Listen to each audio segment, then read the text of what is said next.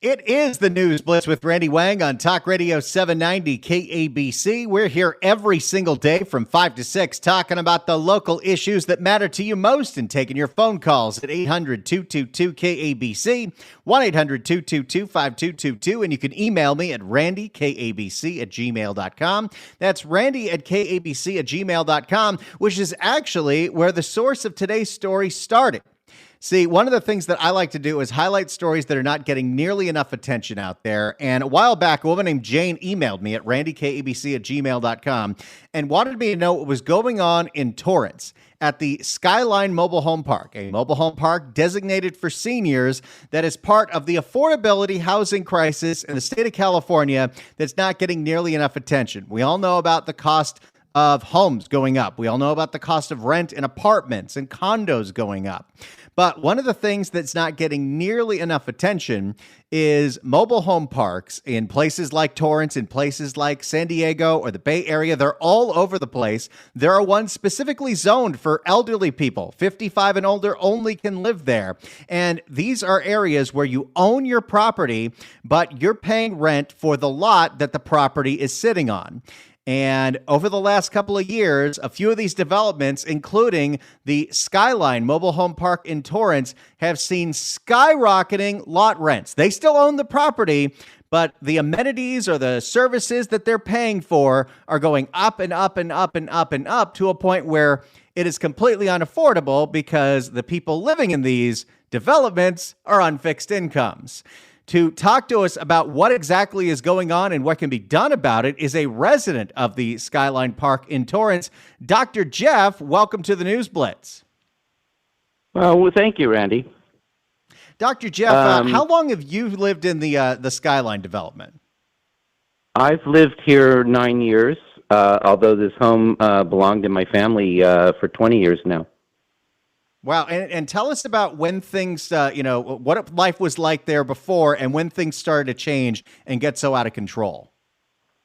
Well, this was typically kind of what, we'd call mom and pop. It was family owned, and it was managed with modest, affordable increases in the lot fees, year after year. If not very much, sometimes 3% at the most. Then a corporate owner purchased the property, and everything changed. The first thing that changed, Proposition 13 has something to do with this, is that the property taxes that were paid on the property now go to a much higher level, and the owner decided to pass that on to us. So our lot fees went up immediately, $200 over the year. First it was $100, and 6 months later he raised it another $100. And then each year, they've raised the lot fees, the rent, if you will, 10% plus every year on top of the already increased amount. So when I first moved here 9 years ago, I was paying approximately $1,000 for the lot fee, which was, sounds like a little bit, but this is 9 years ago, and this is a retirement and mobile home park. Well, so and that's it was in line. That's on top of the manufactured home that you have to own and purchase. Yes, you have to purchase the home, and then it sits on the lot, and you are in charge of all repairs. The guy next door, he had a pipe burst. He had to fix the whole plumbing, $12,000. He had to then fix the floor, another $12,000, and he has to pay for it. If it was an apartment, you'd call the landlord, you say, fix it or I move. He can't move. He has to fix it. He has to spend money. And we should dispel one thing. Even though they're called mobile homes, they're not exactly as mobile as some people would think. The name mobile home reflects the fact that there used to be an evolution from RVs to manufactured homes. These are really manufactured homes, and they cannot be moved. They're on piers, and they're pretty much stationary. If for them to be moved is going to cost you, I don't know what the market price is at, but it's probably $20,000-$30,000 to move these. And for example, my mobile home, manufactured in 1971, cannot be moved at all. They won't even touch it. So they're not movable, and thus we have the same problem. Landlord raises the rent, It's not a matter of saying, "Oh, I'm going to pack the boxes and move." No, what you have to do is you have to suck it up and pay it until you sell it, because you don't have any choice. Well, During and not that only time, you have that, to but continue to. well, I would Oh, imagine go ahead. also trying to sell these units has got to be real. If you decide that this is no longer affordable and you've got to get out, trying to sell these units has got to be really difficult when the lot price keeps going up and up and up. And that's built right into what people are paying for on top of purchasing the manufactured home. Yes, it goes into what the purchase price is. So the more the lot fee goes up, we have our homes have value. They're property. They are our homes. They have values in this market for 200,000, approximately to 400,000. When the new owner purchased the place, mobile homes were selling for 400,000. For every $100 he increases the lot fee, the value of the property goes down approximately $10,000. Is the stated amount that it generally tends to follow. And as a result, people have lost value in their property, and while they still do sell, the prices are now in the 200,000 range, more typically than any other range, and that's because of the increase in lot fees. So people are selling these things at a loss because it's that unaffordable and there's nothing really else that they can do. Well, imagine you're sitting in your home and you get lot fee that makes it unaffordable. You still have to pay the lot fee every month until you are able to sell it, and you don't necessarily lose money. You're losing money because you're losing value in your home compared to what the asset was worth previously. But there's only so much we can do, and that's why we are seeking legislation that puts limits on how fast the lot fees can go up. Now, this is what probably the average person is a little confused about, especially if you live in Los Angeles County. All we've heard from local city governments and, of course, the county government is, making sure we take care of tenants, we take care of renters, but mobile home owners, manufactured home owners who are renting a lot of those protections that are out there do not apply to you, right? That is correct. Back in the pandemic, there was a bill to limit how fast apartments could be increased because of the unusual amount of inflation on apartments. That doesn't apply to mobile homes. In the county of Los Angeles, unincorporated areas of mobile homes are covered by by the law that the county has. In the city of Los Angeles, they're covered by the city. Unfortunately, I live in Torrance, which is a charter city, which means it's independent of these entities. And unless the city council is in favor of passing rent stabilizing ordinances, we have to contend with our ownership and the lot fees that it brings with them. And what have been the efforts in trying to get the local government in Torrance to do something about this? Is there a difference between rent stabilization and rent control? Rent stable, not really. I think it's more semantics. Rent stabilization refers to the amount that the rent can increase each year, whereas rent control says really you're not allowed to increase it at all. Is my understanding, at least the New York model of that. So sometimes they use the term rent caps, which is also the same as stabilization, in my opinion. And so what have the efforts been in going through that locally with the Torrance City Council? Well, we went to Torrance City Council and we asked for a rent stabilization ordinance about 2 years ago, and the City Council rejected us. They weren't interested. They said, go look at the state. So we're looking at the state, and then the state sometimes says to us, look at the city. So we sometimes feel like we're getting the runaround, but that now Torrance has changed there's been an election, and elections have consequences, and we believe that maybe they will be more receptive to a rent stabilization ordinance in the future, and we're beginning to look at it. Though we're in the embryonic phases of doing another look at it. Well, and I got to imagine another reason that you're looking at a statewide measure here, and there's one being authored by someone Al Maritsucci, is the fact that this is happening not just in Torrance, but all over the place. Just in the little research that I've done, I picked up at least a dozen different stories of very similar situations. Mobile home parks that a few years ago were mom and pops. They were bought by a big entity that immediately started raising these fees and these rents to a point where it's completely unaffordable for the people on fixed incomes who live there.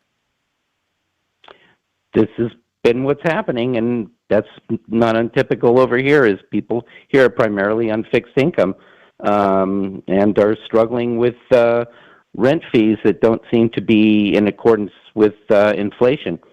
And we feel that the state bill will actually address inflation by actually putting some controls on it, and will help prevent homelessness in our population. We're talking to Dr. Jeff. He is a resident of the Skyline Mobile Home Park in Torrance. They got bought a few years ago by a company that has been raising the fees over and over and over again. What would you say, Dr. Jeff, to people that look at a story like this and say, well, you know, the landlord is entitled to be making a reasonable profit, and if their property taxes went up, they've got to recoup that cost somehow? Well, he certainly has increased his property costs because they were never passed on to him; they were passed on to us. We do believe that people can buy mobile homes and make a profit, and the rent stabilization, the rent cap bill, the mobile home bill, as it's called, does provide ability for ownership to make a profit at greater than inflation. However, when you buy a mobile home park, and you're buying the lives of the people that live here. You know, there's approximately 300 seniors in this park. So when you buy this property, you're not just buying homes and a property in a nice location. What you're buying are the people that have lived there for 20 years and the people that have lived there for 5 years, but they're all elderly. You're buying their lives, and they look at us as their people, but they treat us as their cash cows. Well, and to just reiterate something that we highlighted, you know, unlike a typical landlord agreement, let's say if you live in an apartment, since you own the mobile home, the landlord that owns the lot isn't really responsible for anything that goes on in your home. You still are. So you're still liable for that, and you're paying rent. Yes, we pay rent, and that goes to common area maintenance primarily, and profit for the ownership, whereas our rent pays for, you know, then we have our interior to worry about inside of the home, and the exterior, whether to put plants. Everything is basically, it's a home. It's a wonderful place to live. If it was just you know, as affordable as it used to be. I mean, I couldn't figure out if my you know, expenses went up 10% every single year, or even more than 10% every single year. But I get, for people that, you know, are past a working age, how exactly are you supposed to make up that difference every year? We dip into our savings.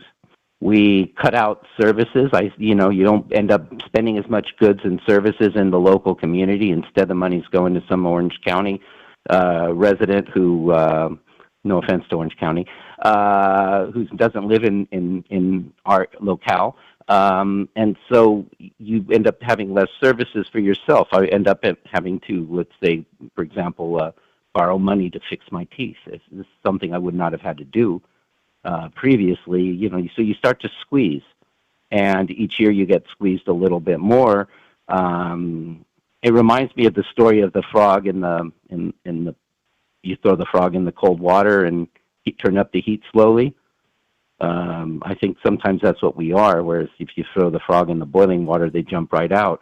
So we are here, and we are enduring as much as we can, and trying to encourage our lawmakers to give us legislation that allows the rent to go up in a stable manner that allows us to stay in our homes.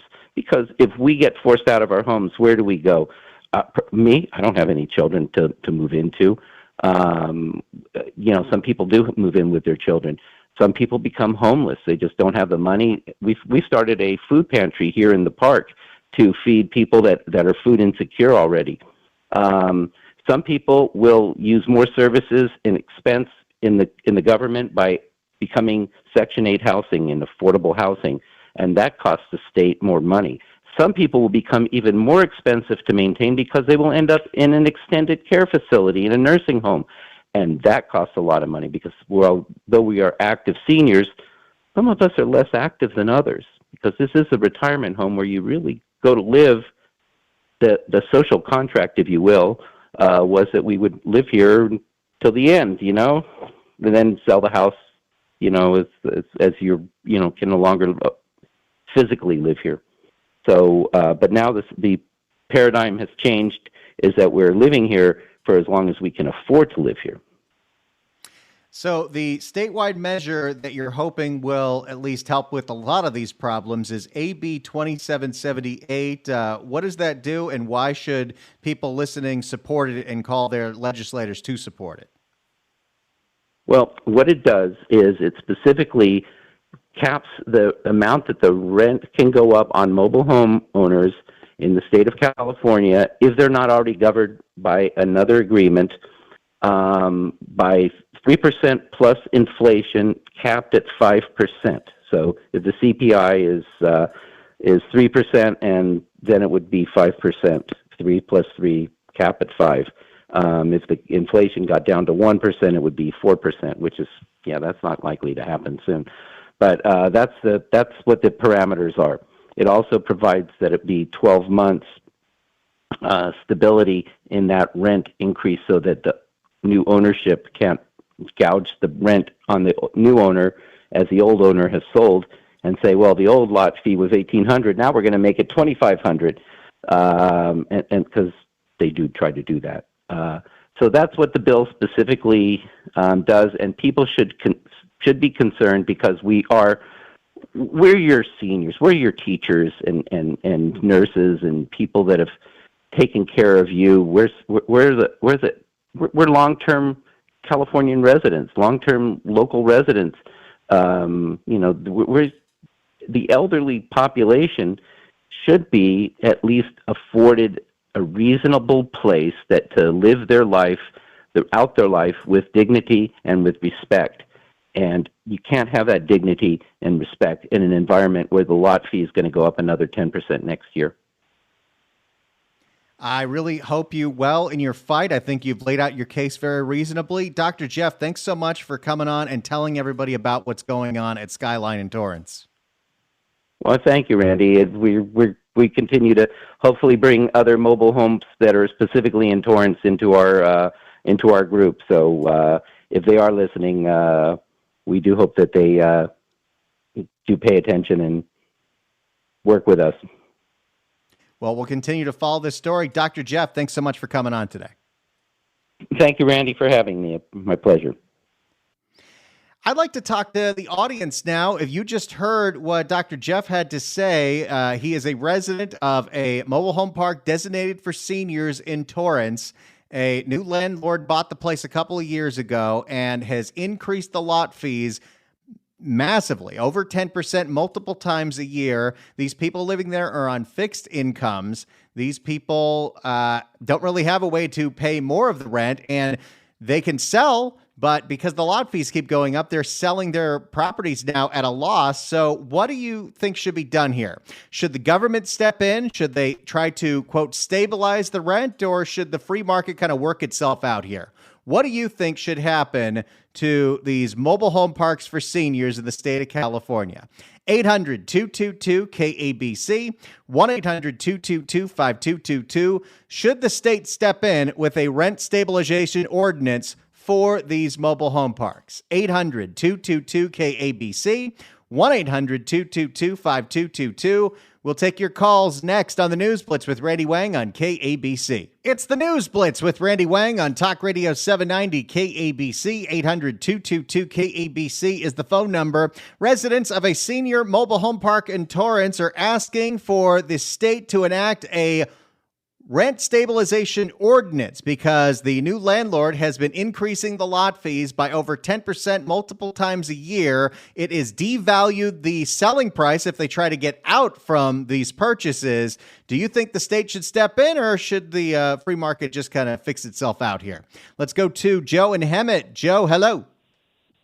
Hey, Randy, how are you? You know, Randy, I understand the man was on the phone, and I'm 71. But, some of these people, and I have a wealthy buddy, he doesn't rip people off. He raises the rent. What people don't understand is the taxes to everything when you're a landowner, it goes up sometimes drastically. They pass it on. But the thing I didn't care about this guy is, wow. I own a home. Who's responsible for the upkeep and the maintenance, whether it's a mobile or a travel trailer? He's complaining, I got to fix the home and fix the pipe. Well, you own it. You got to maintain it. Then the other thing is, senior, we're the nurses and we're the doctors. You know what? I'm an old guy, one-legged guy. Wow. Everybody send me barrels of money. Don't be crying, man. I don't have any use for the crying. Senior citizens, they got it hard. We all got it hard, and some of them are having a hard time. But let's be fair. This guy, to me, too much. I'm this and I'm that, and let's be this. It's all baloney, man. Go out and do what you got to do. I understand. Don't rip off anybody, let alone the seniors. But this guy, he's a whiner. And doctor, he couldn't have been much of a doctor if he's whining about $1,000 a month and some rent. Maybe he ought to go back to medical school. There you go, Joe. You blasted it away. Appreciate it. 800-222-KABC is the phone number. Hey, everyone is entitled to their opinion. When we come back, we've got some breaking news involving Karen Bass and George Gascon. It's the News Blitz with Randy Wang on KABC.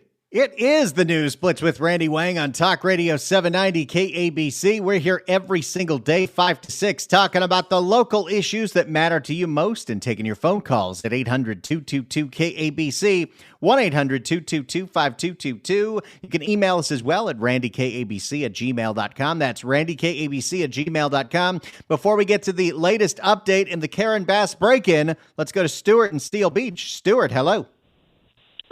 Thank you, Randy, for taking my call. You know, the issue is not always just landlord versus tenant. There's a third party, which is the state of California, which could do a lot of things to purchase parks, make it easier to develop parks, put much more supply there. We have the largest pension funds in the world with the public CalPERS and CalSTRS.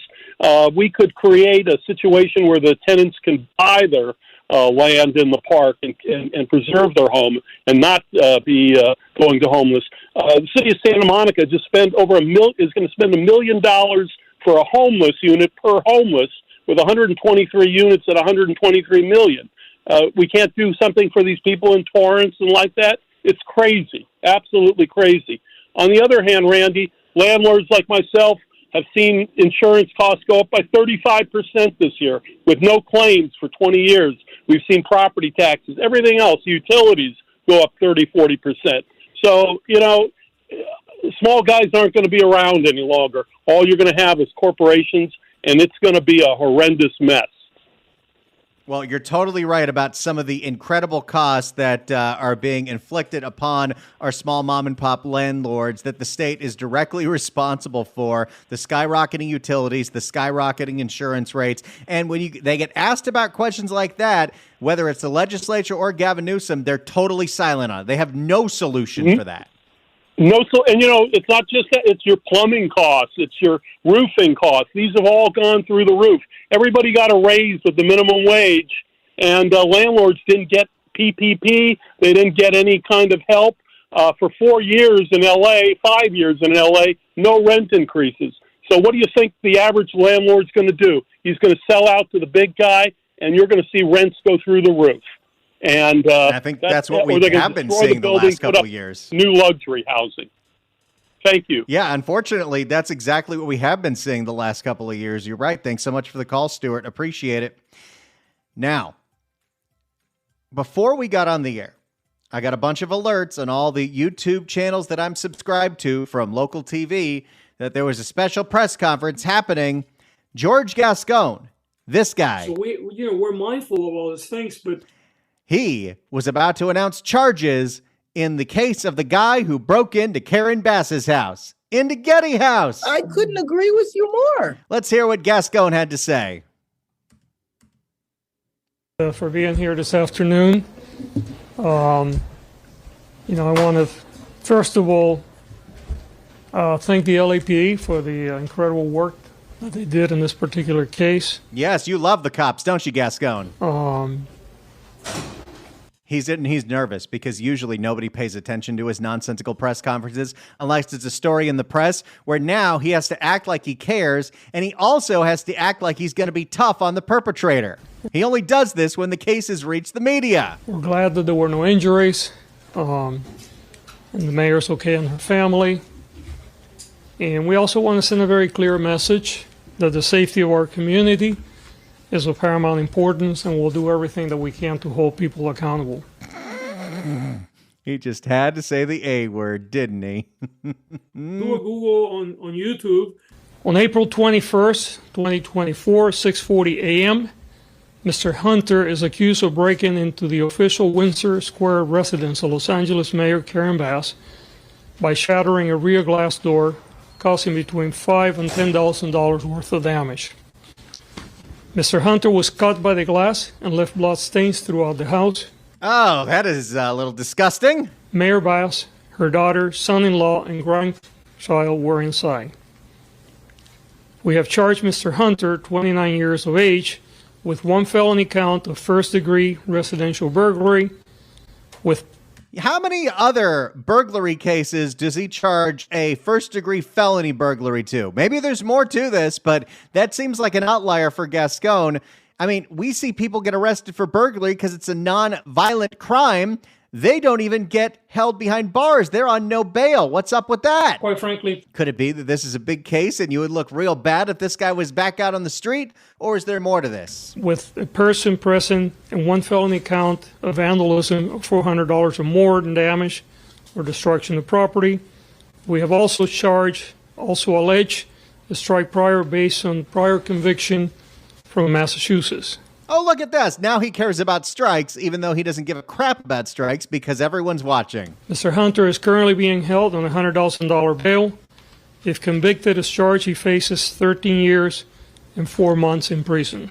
Let's hear what if we can get any nuggets out of what's going on in the Q&A. We'll play that for you next as we dip into George Gascon's press conference on the guy who broke into Karen Bass's house, being held on $100,000 bail, getting felony charges. What's going on here? We'll get into it. It's the News Blitz with Randy Wang on KABC. It's the News Blitz with Randy Wang on Talk Radio 790 KABC. Let's get back to George Gascon's press conference in charging the guy that broke into Karen Bass's house. All of a sudden, a burglary charge is a huge deal, and he's going for felony charges. I wonder why. And I'll take any questions that any of you may have.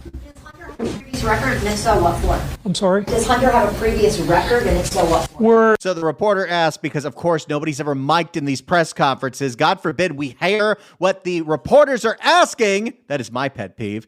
They asked, did this guy have a previous record? We're alleging that he has prior record. We're not going to get into it because we don't want to compromise our prosecution. No, that's not why. You don't want anyone to know what his prior record was because this guy was charged with kidnapping and attempted murder in Massachusetts. We all know this. How come you don't want to talk about it? This is an ongoing investigation, but he does have a prior record. Is the prior record here in California or in another state? Okay, good question. Does he have an additional prior record in California that we don't know about? It's in another state. In another state. Has he had any kind of violations at all? California Penal Code, ever been arrested here in Los Angeles or in California?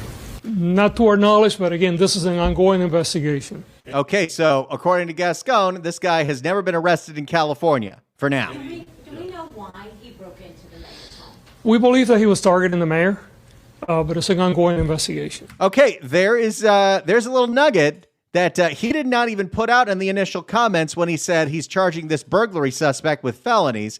He is claiming now, doesn't want to tell us why, but George Gascon is claiming that Karen Bass was targeted, that this wasn't just a burglary. They were going after Bass kind of in a Paul Pelosi kind of way. At the end of the day, hey, we just rhymed, Karen. We believe that he was targeting the mayor, but it's an ongoing investigation. But we don't know why. Exactly. Yeah. Just going to drop that bomb in the middle of the Q&A? Tell us more, Georgie. Did he say anything when he got in to anyone inside? We're not going to get into the details of that at that point. Again, this is still an ongoing investigation. There will be a lot more work that needs to be done in this case. Yeah, the press in the room is not going to let him go for dropping a bomb that this goes from burglary to they were targeting the mayor. I'm sorry, one at a time. I will get all of you guys. Yeah, please. You love talking to the press, Georgie. Again, we're not going to discuss that, but he definitely was inside the property, and we have plenty of evidence to support that. How do you base the argument of targeting? Based on what? Right. We're not going to get into that at the moment. It's an ongoing investigation. You're charge and you're doing anything, you're making an allegation that this guy had a mindset and a deliberate focus to go after the mayor of Los Angeles. We at least have enough reason to have you explain what that reason was. Right. Yeah, you can't just say, oh, he was targeting the mayor without showing us how he was targeting the mayor. Because if this is just a random burglary, this guy shouldn't even be on bail right now. This guy should be out, cite, and release. Because that's the policies you advocate for, Georgie. Right. Targeting was there. Right. There were actions. He's such a freaking frog. Right. Targeting was there. Ribbit. Right. There were actions while he was inside the property that are consistent with the fact that he knew that this was the precedent, that there was a mayor's home. Okay, this is getting a little creepier by the second. Maybe this is like the Paul Pelosi. Maybe this guy came all the way out to the Getty house calling out for Karen because he wanted to tell Karen a thing or two. And that he was looking for her. Statements that he made, actually, or comments he made? I'm not going to get into that at the moment. I don't know. I feel like as soon as you press George, he falls apart. So good job on you, local LA media press. This is an ongoing investigation. Is there a video of the inside? Please, one at a time. I'll answer all of you guys, but I cannot answer multiple questions at one time. Is there a video inside the home that would substantiate that targeting charge to confirm the allegation you just made? Is there video, and when can we see it, George? I'm not aware of any video inside. Oh, come on. Yes. Do we have any reason to believe that he has contacted the mayor at any time prior to this day?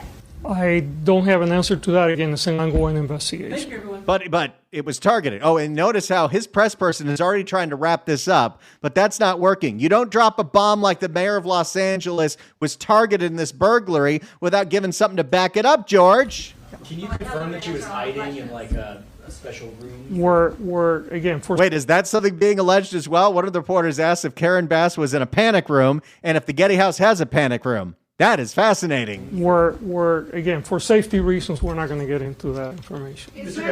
Please, one at a time. I'll get you guys. They're not screaming at you. You're just trying to get out of this. I'm not going to walk away from you. Maybe if you talk to the press more often, you'd have a better relationship with them instead of stonewalling them. Yes. Is Mayor Bass stepping up security measures after the second break-in in 3 years now? Karen, what's going on? No. First, your home got broken into and they stole your guns when you were running for mayor, and now you are mayor and they broke into the Getty House. We're a little late. Forgot about that one. We're not going to get into the mayor's security. You with a red coat had a... Oh, I'm just looking. Were there claims? I've heard claims that he said he didn't know it was the mayor's. Have you heard that he claims? You know, we're getting through this investigation. There are multiple claims. Right now, we're going under the assumption that he knew that it was a residence. We have reason to believe that, based on evidence that we have. When we're ready to put that out there, it will be out there. You already put it out there, George. Were you not supposed to? Yes, sir. Yeah, it's only Tuesday. The week's off to a pretty rough start here in LA County with the break-in at the mayor's house. We've had the shooting of a deputy, had the brutal murder on the metro train. Right. General message for Angelinos who are wondering. Look, we're okay. Great question. It's been a really, really, really scary week for crime in Los Angeles. You had the sheriff's deputy in West Covina that got shot. Luckily, he was wearing a bulletproof vest. He's okay. You had the woman that was murdered on the metro at Universal City, and you had Karen Bass getting broken into. What is the DA's message to scared people in Los Angeles County? Look, we're charging these cases aggressively. You will hear about the other two cases tomorrow. They have not been formally presented, and we'll get into those cases tomorrow when they are formally presented. Oh, so no reassurances that you've got this and you want to keep the people safe because you care. Yes. Anyone else? Yes, sir. You mentioned her grandson was there. Correct. Is that Yes. the one who's just born like a couple weeks ago? Correct. So, well, I don't know if it was a couple of weeks ago, but it's a recent baby. The last month. Correct. Okay. The baby could have gotten attacked. Thank you, everyone. Do we know if he's been arraigned by the way yet today? He's being arraigned as we're speaking. He's being arraigned. So there you go. There's George Gascon's press conference where he alleges, without backing it up, that Karen Bass was targeted. Hopefully we'll find out more about this tomorrow. It is the News Blitz with Randy Wang here every day, 5 to 6 on Talk Radio 790 KABC.